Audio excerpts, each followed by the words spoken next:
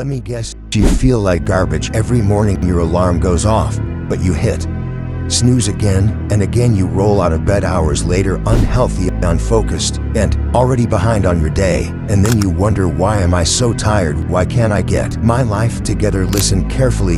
Your sleep is the first battle of your day. If you lose that, you lose the day. You think sleep is just rest. No, sleep is your energy, your discipline, your ability to make your life healthy.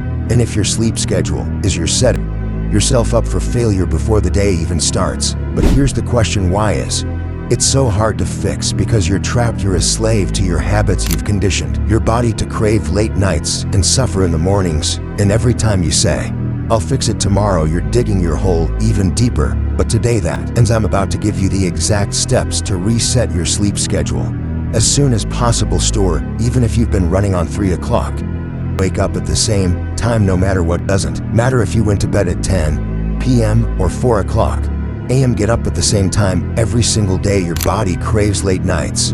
I understand, and right now your internal clock is broken, and the only way to fix it is through brutal consistency. You'll feel like shot for the first few days. Good, that's your punishment for ruining your sleep, but push through it, and soon your body will adjust to the new habits you put in. Step 2, make your bed a place of sleep, not entertainment. Your brain is confused.